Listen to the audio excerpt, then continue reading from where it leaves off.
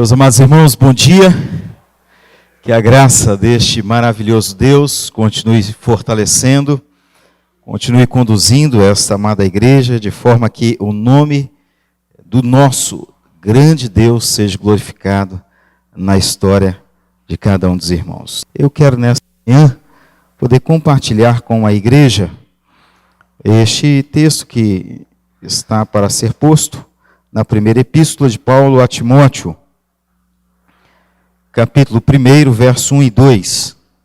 Vamos abrir as nossas Bíblias na primeira epístola de Paulo a Timóteo, capítulo de número 1, verso de número 1 e 2. Esse mesmo Timóteo, quando escreve a sua primeira epístola à igreja, a primeira carta à igreja de Corinto, que na verdade já é uma segunda carta, a primeira carta foi perdida, mas também no primeiro capítulo, o verso de número 2, ele faz uma menção ali que eu gosto sempre de trazer à nossa memória. Ele diz a igreja de Deus que está em Corinto. A igreja de Corinto, como os irmãos têm um conhecimento, era uma igreja muito difícil, uma igreja que gozava do privilégio da manifestação graciosa de Deus sobre suas vidas, tendo ali a oportunidade de servir ao Senhor com os seus dons. Contudo, você tem uma orientação para que o amor fosse evidenciado acima de todos aqueles dons que ali estão manifestados. E Paulo encontra algumas dificuldades quando recebe então o relato do que estava acontecendo naquela igreja. Eu estou dizendo isso porque nós não podemos perder esse direcionamento. Nós somos a igreja de Deus plantada aqui nessa cidade, na cidade nobre de Ipatinga. Então pode ser que no decurso da nossa jornada passemos por algumas dificuldades além das construções. Passemos por alguns embates. Contudo, não podemos perder essa perspectiva bíblica. Nós somos a igreja de Deus. Ele vai dizer aos santos santificados em Cristo Jesus. Então, ao mesmo passo que essa igreja tem uma dupla cidadania, né? Ela é uma igreja que tem a sua vida no céu, mas ela está plantada na terra. Ou seja, ela não pode estar alienada de sua responsabilidade quanto à evangelização, quanto à consolação dos necessitados, e, sobretudo, o pastoreio, porque também essa é uma outra realidade que nós, às vezes, delegamos àquele que é o pastor da igreja ou aos presbíteros. Esses têm que pastorear. O Senhor Jesus nos ensina o caminho do discipulado. Há bem pouco tempo atrás, eu estudava com os presbíteros da nossa igreja, aquele livro A Treliça e a Videira. Ele fala dessa responsabilidade individual. Então as mães pastoreiam o coração de seus filhos, os pais pastoreiam os seus filhos, pastoreiam a sua casa. Alguns de nós somos os pastores da família, né? Quando se ajunta para almoçar e alguém diz, fulano, você pode orar por nós? Ou então você é aquela pessoa que é buscado sempre para tomar uma orientação. Se a nossa vida não estiver pautada na palavra e retido o nosso pensamento de que nós somos do Senhor, nós podemos ser levados pelas nossas vaidades. Nós podemos ser levados até mesmo pela nossa experiência já, e aí desprezar alguns conceitos que vão nortear a nossa vida. Paulo está escrevendo a um jovem pastor, como os irmãos têm conhecimento, Timóteo. Timóteo estava nessa transição, ele passa a ser a figura apostólica de Paulo, o enviado de Paulo à igreja de Éfeso, hoje o país da Turquia, uma igreja que não existe mais, e ele então enfrenta alguns embates ali, e Paulo traz algumas recomendações, e me chama a atenção, porque Paulo começa nessa credencial, é muito mais do que uma credencial, dá a ele a espinha dorsal, ele diz, olha, você não pode esquecer essas verdades que aí estão postas, para que seja bem sucedido. O capítulo de número 3, versos de número 14 e 15, nós vamos ler na sequência, é justamente a proposta ou a razão pela qual Paulo escreve essa primeira epístola a esse pastor chamado Timóteo. Então nós vamos ler o capítulo 1, verso 1 e 2, e depois nós vamos ler também o capítulo 3, 14 e 15, só para que averiguemos de fato a razão pela qual, o propósito pelo qual ele escreve a essa igreja. Capítulo 1 da primeira epístola de Paulo a Timóteo, verso de número 1 e o verso número 2, que nos diz assim: Paulo, apóstolo de Cristo Jesus, pelo mandato de Deus, nosso Salvador, e de Cristo Jesus, nossa esperança, a Timóteo, verdadeiro filho na fé, graça, misericórdia e paz, da parte de Deus Pai e de Cristo Jesus, nosso Senhor. Abramos capítulo 3, versos de número 14 e 15. Capítulo 3 da primeira epístola de Paulo a Timóteo, verso 14 e verso 15. Escrevo-te essas coisas, esperando ir ver-te em breve. E aí ele escreve o motivo pelo qual esta carta está sendo encaminhada. Para que, se eu tardar, fiques ciente de como se deve proceder na casa de Deus, que é a igreja do Deus vivo, coluna e baluarte da verdade. Pai de amor, Deus querido, Deus de infinita graça, misericórdia e amor, Pai de nosso Senhor Jesus Cristo, nós suplicamos nessa manhã que o Senhor nos auxilie na exposição, ó Deus, de Tua palavra. Ó Deus eterno, que não haja em nós, ó Deus, nada que possa ofuscar a glória e a grandeza do Senhor, ó Deus. Ó Deus, ajuda-nos, dando ouvidos atentos, ó Pai, e um coração sempre disposto a colocar, ó Deus, em prática as Tuas orientações. Nos ajude como igreja, nós carecemos do Senhor, nós precisamos do Teu auxílio, nós dependemos, ó Deus, que o Senhor fale ao nosso coração. Repreenda, ó Deus, o inimigo nas nossas vidas, ó Pai. Ó Deus, não permita que de modo nenhum possamos, ó Deus, desprezar aquilo que o Senhor tem concedido a nós, em grande honra, ó Deus, de poder ouvir a palavra, ó Deus, aprendermos com a Tua palavra, sermos edificados por Tua palavra. Nós assim oramos, gratos, e rogamos, ó Deus, a continuidade das Tuas bênçãos sobre as nossas vidas, em nome e por amor do Senhor Jesus. Amém. Meus amados irmãos, o apóstolo Paulo passa a instruir esse jovem pastor Timóteo com que gênero de doutrina esta igreja deveria ser então ensinada, edificada. Não há basicamente nenhuma controvérsia quanto à autoria e nem mesmo a disposição de Paulo quanto à orientação pastoral. Por isso que aí está um ensino bíblico pastoral de como ser edificada a igreja de Deus. Paulo está dizendo para Timóteo, não ceda diante das pressões, esteja firme quanto àquilo que tens aprendido. E ele vai fazer uma menção que os irmãos certamente já ouviram, falando de sua mãe e de sua avó, de como foram dedicadas no ensino da palavra do Senhor.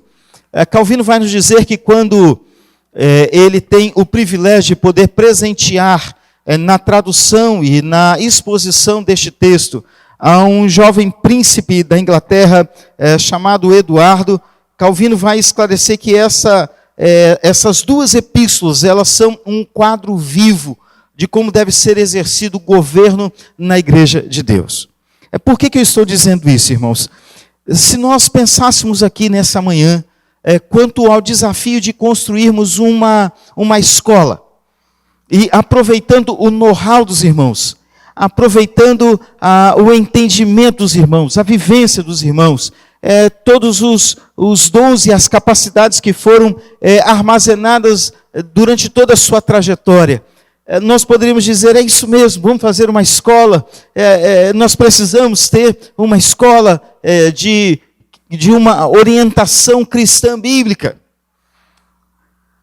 Ainda que tivéssemos o mesmo propósito, você pode ter certeza, não seria fácil construir, apresentar os princípios, as diretrizes acadêmicas, estabelecer currículo. Cada um de nós, dentro da sua cultura, da sua condição própria, iria apresentar uma maneira de como essas coisas devem ser coordenadas. E o grande perigo que nós correríamos neste projeto é que este projeto nem sequer nascesse. Ele já fosse abortado antes mesmo de que se tornasse uma realidade diante das nossas vidas. Isso pode acontecer com uma igreja? Pode acontecer com uma igreja. As pessoas às vezes têm este engano dizendo assim, não, a igreja ela não morre. Eu sou pastor de uma igreja onde eu tinha uma congregação na roça, literalmente na roça, uma igreja que tinha 400 membros, em São Salvador. E de repente aquele povoado começou a se desfazer, as pessoas foram partindo para a cidade. E hoje essa igreja, ela não existe, e aonde era a igreja se tornou um curral. Não tem absolutamente ninguém, a não ser animais que são ali levados para que possam então ser tirado leite daquelas vacas. Então, meus amados irmãos, se nós não tivermos o cuidado, as coisas vão mudando, as temáticas vão sendo outras. Nós podemos perder a realidade de uma membresia de uma igreja. A igreja de Deus irá morrer? Jamais morrerá. O profeta Isaías diz que o remanescente fiel, ele será preservado. As portas do inferno, diz o nosso mestre por excelência, o mestre da Galiléia, ela não prevalecerá contra a igreja. Nós sabemos muito bem. Mas que um patrimônio pode ser vendido. A minha cidade, lá em Colatina, como diz lá, numa linguagem popular, foi vendido com um porteiro e tudo, uma igreja. A igreja batista no bairro Honório Fraga. Foi vendida. Um pastor vendeu, passou a igreja. E nós estamos vendo isso. Por que isso? Porque talvez, amados irmãos, nós temos perdido de foco aquilo que verdadeiramente vai dar sustentação à igreja. Eu gostaria de, nessa manhã, junto com os irmãos, pensar sobre isso em forma de algumas perguntas. Eu quero pedir ao irmão que possa nos auxiliar na primeira pergunta aí. Então, como deve ser edificada a igreja de Deus? A partir destes 2 versículos, Paulo já passa a nos mostrar. Pode passar a segunda aí. Começa por uma credencial. Então, você tem aí um endereçamento de uma carta. Quem é o remetente e quem é o destinatário estão expressos aí. Embora muitas pessoas desprezem essa formalidade, e eu e você sabemos muito bem que Paulo e Timóteo foram homens que caminharam juntos. Paulo vai em Derbe, capítulo de número 16, como diz o Dr. Abraham Kuyper, atos do Espírito Santo, porque é o Espírito Santo que conduz todas aquelas maravilhas nessa igreja nascente. E lá tem um jovem que se destaca entre a igreja. Um jovem que é filho de uma judia, com um pai grego, do qual ele tem uma necessidade agora até mesmo de circuncidá-lo por causa deste pai. E ele vê esse jovem se destacando ali, e ele passa a ser o seu filho na fé. Então, diante disso, nós podemos dizer, por que Paulo agora está escrevendo uma carta para o seu filho na fé e dando explicações de quem ele é? Porque Paulo não está escrevendo para Timóteo, Paulo está escrevendo para a igreja. O intuito dele é orientar esta igreja. O intuito dele é fazer com que esta igreja possa perceber que ele não é mais um entre aqueles quem? Entre aqueles falsos ensinadores que estão dentro da igreja, corrompendo aquela igreja. Paulo, quando escreve a sua carta à igreja de Corinto, capítulo de número 15, quando ele faz ali um tratado maravilhoso sobre a ressurreição, Paulo vai dizer, eu sou um fora do tempo. Por que Paulo é um fora do tempo, irmãos? Agora a pergunta é para a igreja. Por que Paulo é um fora do tempo?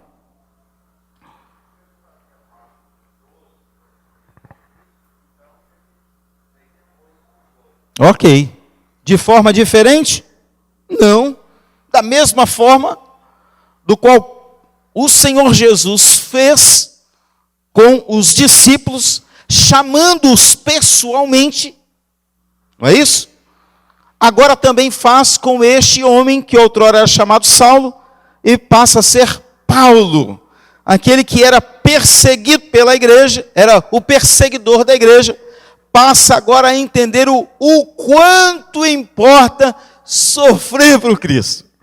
Então, meus amados irmãos, crentes em Cristo Jesus, gente madura que aqui está, primeira coisa, servir a Cristo Jesus não é uma colônia de férias. É desafiador. Contudo, nós precisamos entender quem nos chama. E quem nos chama foi aquele que deu a sua vida pela igreja. Então a igreja continua sendo de Deus. Uma maravilha a gente poder dizer aqui, puxa, os irmãos fundadores de fato. Mas a pedra angular é Cristo Jesus. Então a igreja, ela não é minha. Pastores, presbíteros, diáconos, quem são estes? Eles são ovelhas do Senhor Jesus, chamados para servir as outras ovelhas. Não é verdade, reverendo Jorge? Então nós temos a responsabilidade. Contudo, Paulo está dizendo aqui, meus irmãos, tratem com o devido respeito aqueles que vos presidem no Senhor. Eles são merecedores de dobrado honorário, porque se fadigam no ensino da palavra do Senhor. Deixa eu fazer um parênteses aqui, muito rápido, porque às vezes a gente vai numa igreja pregar e diz assim, o pastor deve ter conversado com o pastor Jorge, e é por isso que ele está pregando sobre isso. Então, o nosso contato foi o contato, dizer qual é a data, que hora que ia chegar, e tal, e tal. Então, não penso você, eu trouxe um sermão encomendado, eu não tenho isso no coração, de forma nenhuma. O que eu quero dizer para os irmãos, meus amados irmãos, é que nós precisamos entender como Deus estabeleceu a forma para o qual a igreja deva ser orientada, dirigida, administrada, exercida a sua graça, de forma que todo o corpo de Cristo seja, então, bem conduzido aqui. Então, o apóstolo Paulo está dizendo bem assim, meus amados, eu sou um enviado de Cristo Jesus. Eu sou um enviado de Cristo Jesus. Vamos trazer isso para a nossa vida prática. Se nós, membros do corpo de Cristo, não entendermos que aqueles que nos presidem não foram alçados a este posto por uma ganância ou por um status, mas que foram colocados por Deus como liderança sobre a nossa vida, todos nós seremos edificados. Eu fui para o seminário contrariado, irmãos. No final do ano de 1996, exercendo o ministério em alguns países aqui da América Latina, em volta, o meu pastor foi me visitar, ele disse, você vai para o seminário. E eu disse, não, pastor, eu não vou para o seminário. Não penso no negócio dele. Por que eu não queria ir para o seminário? Porque eu tinha visto duas situações que haviam fechado meu coração quanto a essa ideia de ministério pastoral. A primeira delas, o meu avô era um presbítero, fundador da igreja. E não era um homem muito fácil, meu avô. Meu avô era aquele tipo de gente assim, se o conselho determinasse assim, olha, nós vamos derrubar esse muro e nós vamos construir um outro muro, nós vamos relevantar um recurso. Ele saía da reunião do conselho e ele metia o pé no muro. Ele não aguardava muitas coisas. E de um outro presbítero que foi para bater no meu pastor.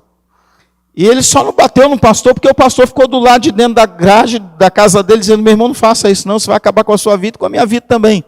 E eu vi isso, porque o pastor morava do lado da igreja, e eu era menino ali, era presidente, na época chamava Liga Juvenil, e aquilo ficou gravado na minha cabeça, do presbítero que queria bater no pastor.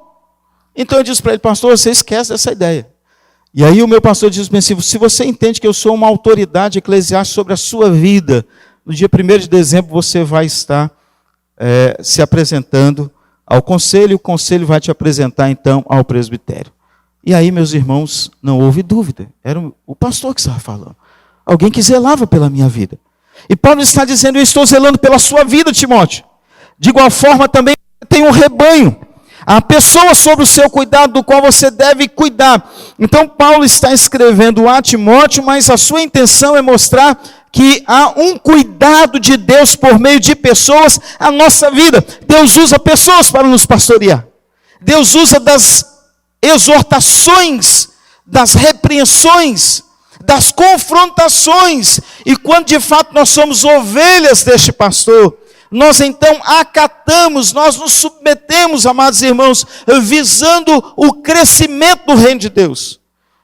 Você tem todo tipo de apóstolo. Epafrodito era um apóstolo dos filipenses, ou seja, ele era um enviado. A igreja de Filipos havia enviado. E Paulo está dizendo: meus irmãos, eu estou entre vós como um enviado de Cristo. Ele está dizendo: eu não fui comissionado por uma igreja. Ele nessa mesma epístola diz, quando ele está fortalecendo o coração de Timóteo, ele diz bem assim: não te esqueças do presbitério, quando então impôs as suas mãos sobre a sua vida, Timóteo. Mas ele está dizendo: eu sou um enviado de Cristo. E ele está dizendo: eu sou um enviado de Cristo para abençoar a vida de Timóteo, de forma que ele seja fortalecido para pastorear a igreja de Deus. Em linhas gerais, Paulo, neste primeiro versículo, está dizendo: Paulo, apóstolo de Cristo Jesus. Ele diz: eu fui separado pelo próprio Deus. Eu não fui chamado como os profetas falsos entre a igreja de Cristo. Como é que eu sei disso? Deixa eu ler os versos número 3 ao verso número 7, que você vai tomar uma noção melhor do que eu acabo de falar. Quando eu estava em viagem rumo à Macedônia, te roguei permanecesse ainda em Éfeso, para admoestares a certas pessoas, a fim de que não ensinassem outra doutrina, nem se ocupem com fábulas ou genealogias sem fim, que antes promovem discussões do que o serviço de Deus na fé. Ora, o intuito da presente admoestação visa ao amor que procede de coração puro, e de consciência boa, e de fé sem hipocrisia. Desviando-se algumas pessoas dessas coisas, perderam-se em loquacidade frívola, pretendendo passar por mestres da lei, não compreendendo todavia nem o que dizem, nem os assuntos sobre os quais fazem as severas ou ousadas asseverações. Paulo está dizendo: meus irmãos, há pessoas aí na igreja que estão pregando contra o casamento. Ele diz bem assim: olha, repreenda essas pessoas, porque numa suposta espiritualidade, pessoas que estão dizendo bem assim: nós precisamos nos consagrar mais a Deus. Então se abstinham da relação sexual, até mesmo dentro do casamento, ou em outras situações não estavam se casando. Ele diz: olha, não façam isso. Isso provém do Senhor, isso é um projeto divino. Em segundo momento, Paulo vai dizer bem assim: algumas pessoas estão agora voltando ao rito judaizante, deixando de comer A, B ou C, tal alimento e tal. Paulo diz bem assim: tudo aquilo que nós apresentamos a Deus e oramos, sendo então ofertado em ações de graça, como de todas as coisas. Em linhas gerais, Paulo está dizendo bem assim: quem rejeita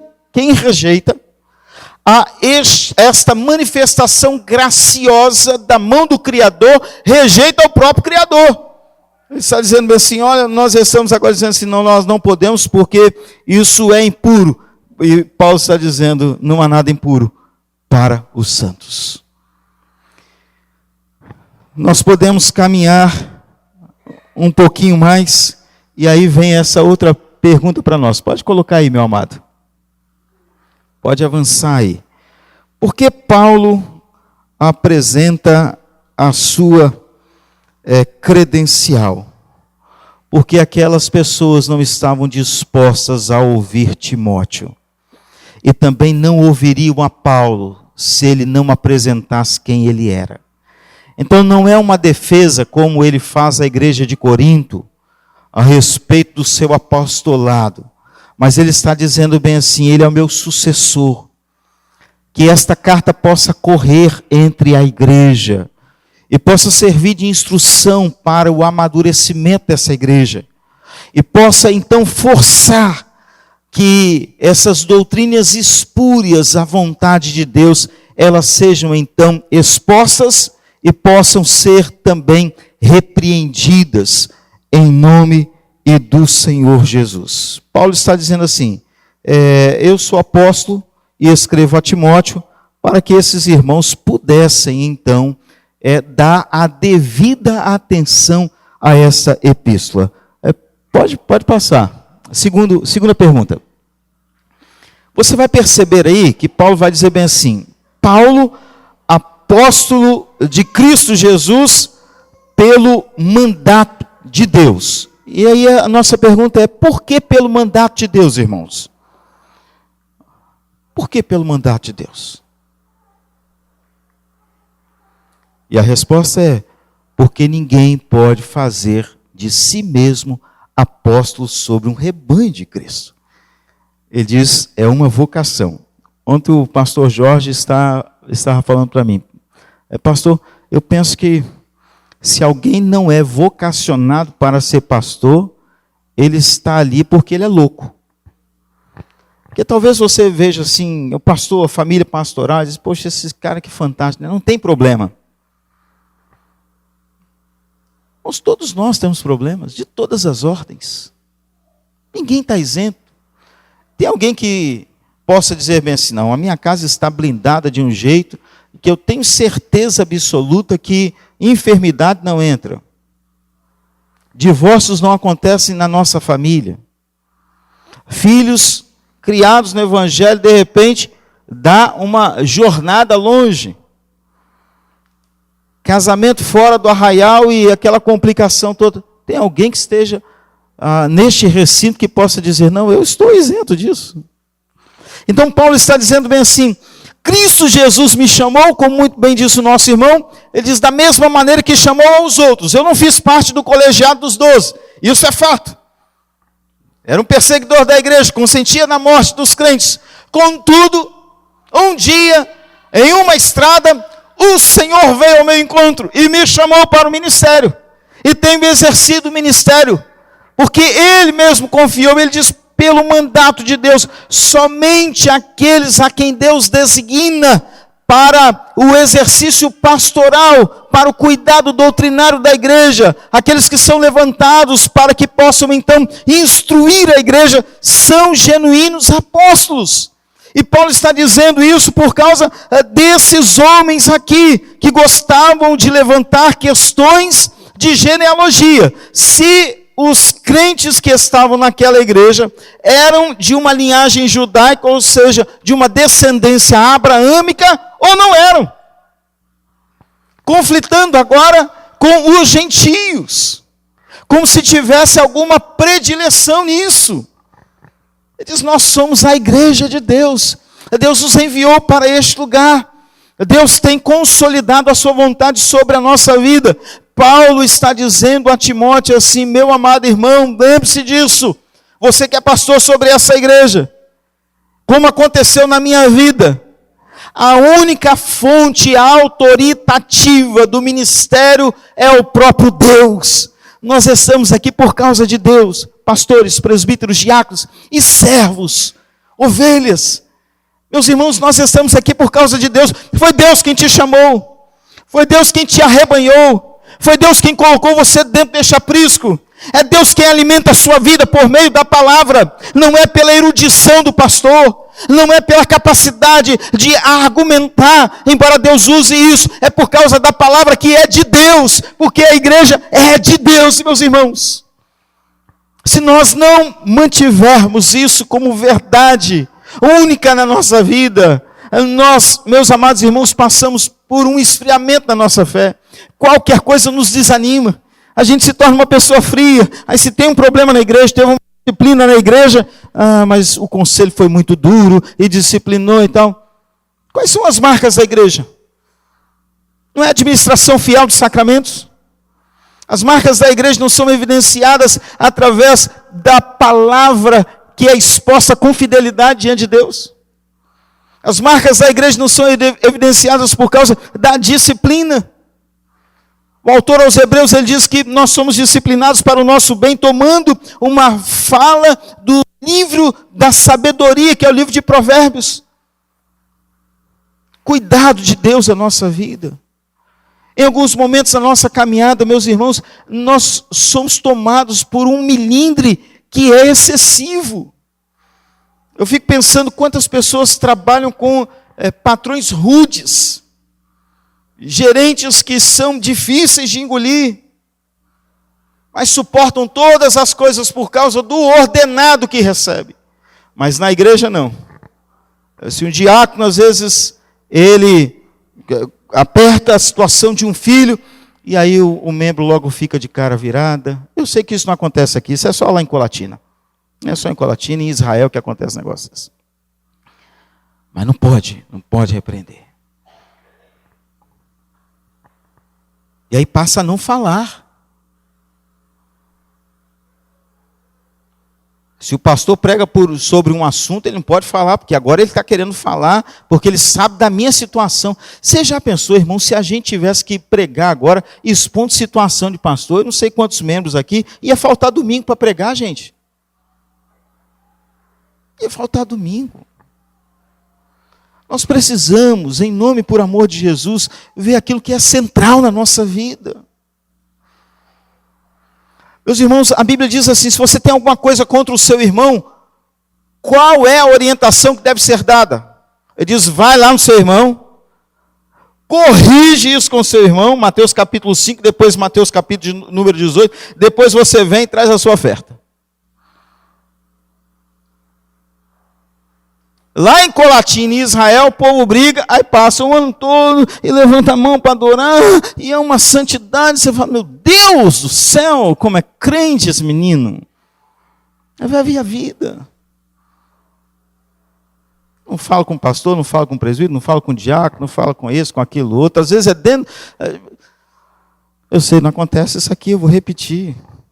O casal vem brigando até na esquina, e quando chega na esquina, ele vai chegando e diz, nós estamos chegando na igreja. Aí pronto. Conserta isso. Engole o choro. Disse meu irmão, como é que engole choro? É um negócio difícil, eu até hoje não consegui entender. Como é que engole choro? Aí o cara que nunca anda de mão dada com a mulher, mas na calçada da igreja, ele anda de mão dada. Eu penso que no coração dela, ela vai pensar, puxa, eu queria fazer a minha casa aqui nessa calçada. Que nessa calçada esse homem é uma bênção. Isso é uma bênção na igreja, louvado seja Deus por isso. Mas na sua casa. Eu terminei de ler um livro agora do Paul Tripp, Ação Perigosa. Ele trata do ministério pastoral. E ele vai falar quantos pastores, eles são ovelhas maravilhosas no meio do rebanho, mas dentro de casa são lobos vorazes. Cara irado. O cara fala alto, grita com todo mundo, não há uma ponderação, está sempre no nível de estresse elevado. Por que essas coisas acontecem, irmãos? Porque nós nos esquecemos de quem nos chamou. Porque nós nos esquecemos a quem nós estamos servindo. Nós servimos ao próximo por causa do nosso serviço a Deus. É por isso, irmãos. Meus amados irmãos, eu olhava a história de vocês. E que coisa maravilhosa, é poder perceber o cuidado do Senhor, né? Uma estrutura menor a princípio. E olha que templo maravilhoso, aconchegante, gostoso, bonito, gente bonita. Crente é um povo bonito, né? Você vê do lado de fora, é um povo aí avacalhado, feio demais da conta. Crente é um povo bonito, gente. Você serve ao Senhor, alegria. Paulo está dizendo, meu irmão, eu sei, a igreja de Éfeso não era uma igreja fácil. Agora vamos trazer para o nosso âmbito. Olha você como igreja. Eu preciso olhar para mim como igreja, às vezes eu falo assim, Deus, não sou uma pessoa muito fácil não. Me ajuda a ser um pastor melhor, me ajuda a ser um esposo melhor, me ajuda a ser um pai melhor. Quem sabe nessa manhã, compartilhando com você essa verdade, você também possa se ver como uma igreja que pode ser melhor. Irmãos, eu penso que a igreja deveria ser um lugar melhor. Às vezes a gente agarra umas picuinhas que não dá conta. A gente quer louvar a Deus, mas eu penso, eu estou trabalhando mais próximo ao Ministério da Música da igreja, e percebo assim que até para marcar horário, dá problema. Mas peraí, gente, nós estamos querendo marcar horário para fazer a mesma coisa, para ensaiar. É ou não é? Não dá, esse horário não dá, tem muito sol, é tarde demais, aí não vai dar. Meu Deus! Será que nós não estamos perdendo também essa visão? Paulo tem uma necessidade de dizer bem assim, eu fui enviado por Cristo Jesus, eu fui vocacionado por Deus, nosso Salvador, e de Cristo Jesus a nossa esperança. E aí vai uma terceira pergunta aí, posta para nós aí, meu amado. Por que ele adiciona o nome de Cristo Jesus aí depois, nosso Salvador, de Cristo Jesus a nossa esperança? Por uma razão muito óbvia, meus amados irmãos. Porque no governo da igreja, o Pai nada faz que não seja pelo Filho. Todas as suas ações são assumidas e realizadas plenamente pelo seu Filho Jesus, a quem constituiu o herdeiro de todas as coisas, e nós somos co-herdeiros em Cristo Jesus. Todas as bênçãos que temos recebido vêm da vida vitoriosa de Cristo Jesus. É para agradar ao Senhor Jesus, é para agora viver de forma que a nossa vida possa refletir a glória de Cristo Jesus. Quando nós olhamos para o Evangelho de Jesus escrito por João, o Senhor Jesus vai dizer por 7 vezes quem Ele é. Eu sou o pão da vida. A única maneira de ensinar a igreja o que ela é participando é quando Ele diz bem assim, eu sou a luz do mundo. Quando você pega este mesmo texto em Mateus, Jesus vai dizer algo que nas outras 6 manifestações de quem Ele é, Ele não compartilha com as pessoas. Eu sou o pão da vida. Você não vai encontrar Jesus dizendo bem assim, vós sois o pão da vida. Ele não vai dizer isso. Mas você vai encontrar em Mateus Jesus dizendo bem assim, vós sois a luz do mundo.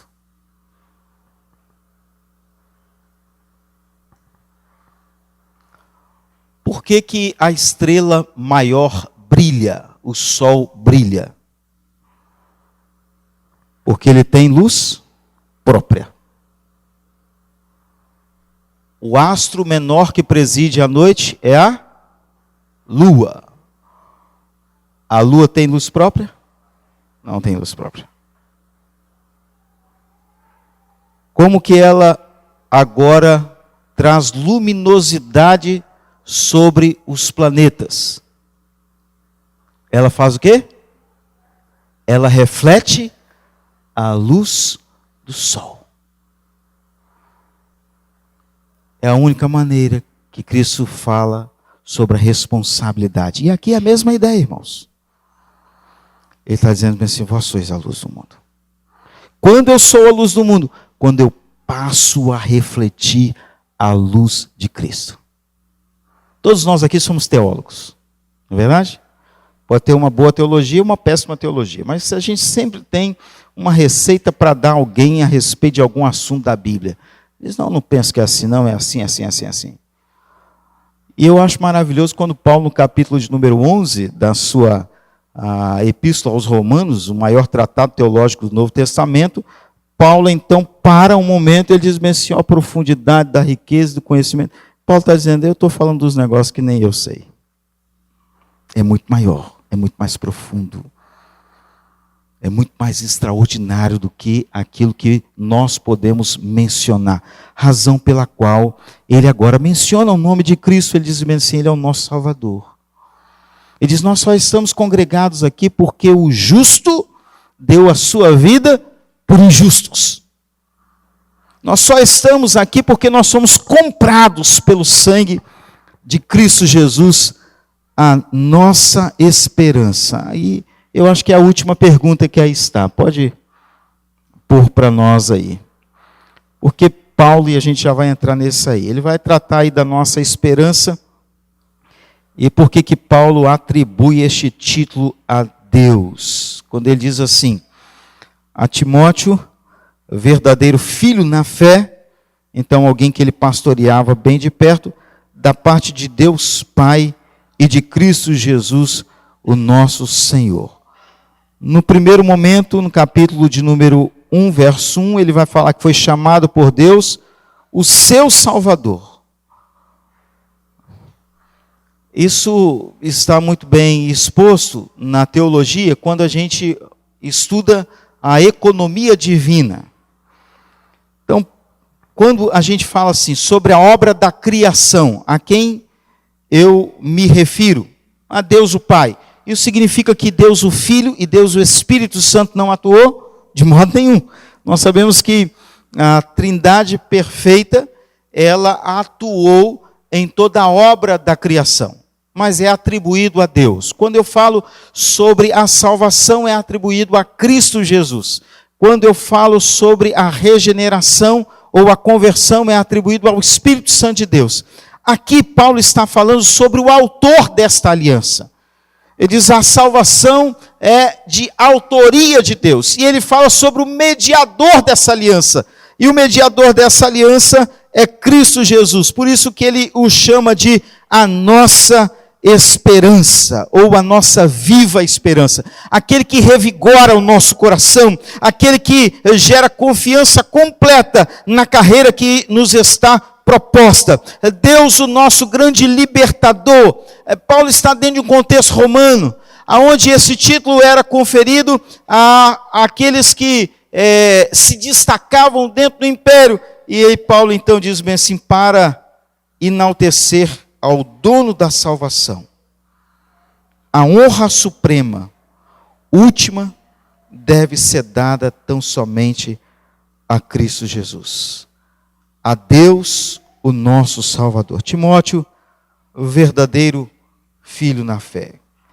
Caminhando já para a conclusão, meus amados irmãos, dessa passagem, nessa manhã, você vai perceber Paulo dizendo assim, graça, e a ideia da graça aí é a rica e suficiente abundância vinda da parte de Deus.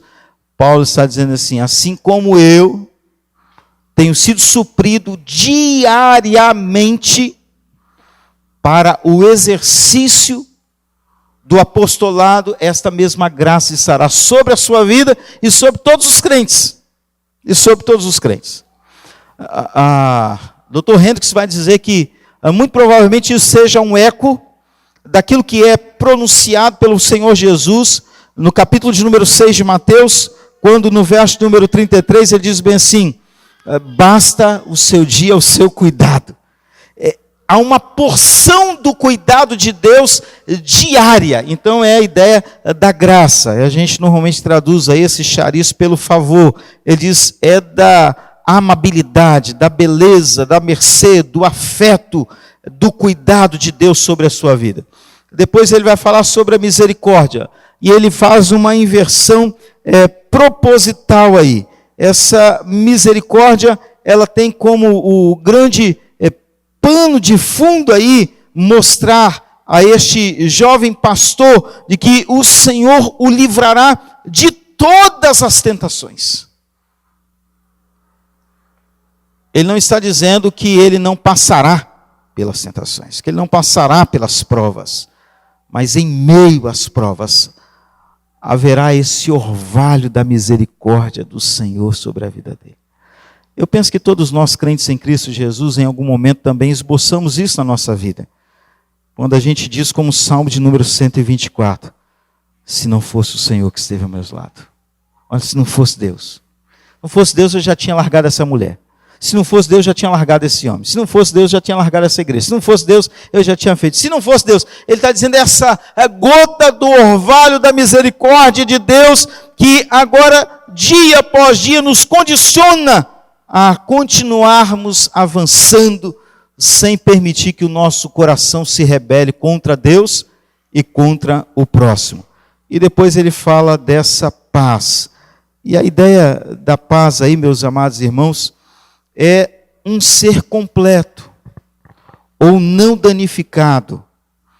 Paulo está fazendo menção de duas coisas. A primeira coisa, Paulo está dizendo bem assim: não se esqueça que você foi reconciliado com Deus. Ele não está falando das circunstâncias adversas que agora tendem a roubar a nossa alegria e a nossa paz.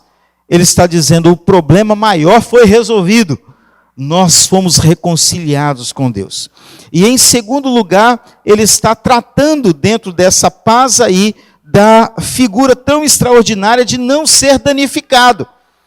Ele está dizendo bem assim: Deus o preservará para o último dia. Pode ser que a gente chegue meio arranhado. Eu lembro que em uma das falas do Dr. Russell Shedd, ele diz que alguns soldados eles chegam sem as pernas ou talvez sem o braço, mas eles chegam, porque é Deus quem os conduz lá. É Deus quem os coloca lá. É assustador porque Paulo tem duras experiências no ministério pastoral, no cuidado das igrejas. Mas ele diz para Timóteo assim: Timóteo, permaneça firme. Vale a pena. E eu queria terminar dizendo isso para você nessa manhã. Meu amado irmão, a despeito de qualquer situação adversa que qualquer um de nós venhamos a passar, a igreja é de Deus, nós somos chamados em Cristo Jesus, vocacionados em Deus, nutridos por sua graça, misericórdia e por sua paz. Nós seguimos ao único vencedor invicto, que é Cristo Jesus. Nós temos uma proposta, que é a proposta da vida eterna, garantida pelo próprio Deus. Portanto, fortifique-se o teu coração. Tem de bom ânimo, como Moisés deixa registrado a Josué: coragem. Capítulo de número 18, capítulo de número 20, capítulo de número 21 de Atos dos Apóstolos. O Senhor Jesus se apresenta para Paulo por 3 vezes e diz bem assim: coragem, coragem. Não é tão maravilhoso a gente olhar um relato histórico dessa igreja? Contudo, Paulo diz bem assim: nem olhos viram, nem ouvidos ouviram o que Deus tem preparado para aqueles que o amam. Continuemos sendo a igreja do Deus vivo, coluna e baluarte da verdade. Deus muito vos abençoe, em nome de Jesus. Amém. Nós estamos chegando ao final da nossa escola dominical. Mais uma vez, agradecendo a Deus pela vida do reverendo Eberson. E como foi mencionado, a importância de entendermos quem é o Senhor da igreja e como Deus, de fato, cuida da igreja, como que Ele zela pela igreja. E é certo que nós temos as nossas lutas, as nossas provações, temos as nossas vitórias, o nosso crescimento, e é esse Deus que concede o crescimento, é Ele que concede a sustentação, é Ele que organiza a igreja e Ele que faz com que a igreja seja triunfante. Então nós temos uma história muito fantástica, o que o Roberto mostrou para nós nesta manhã. Em 36 anos de história, o que Deus já fez por esta igreja. Como que a gente tem sido uma igreja que tem sido agraciada por Deus de várias formas, Nós vemos aí igrejas que começaram há muito mais tempo do que nós e ainda lutam, né, com muita dificuldade, a ausência de pastor, a ausência de estrutura física, e Deus tem dado a esta igreja essa dádiva, essa graça tão bondosa, e aquilo que nós oramos, que Deus nos conceda humildade suficiente sempre para dizer como Davi: tudo que nós somos, tudo que nós temos, tudo que nós te damos, vem das tuas mãos. Tudo é teu, Senhor. A honra, a glória, a força e o poder, tudo é teu.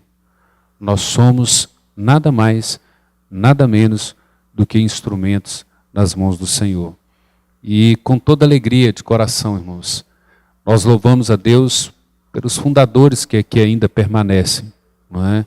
Agradecemos a Deus por pessoas tão graciosas, tão amadas, que já partiram para a glória, que deram uma vida por esta igreja.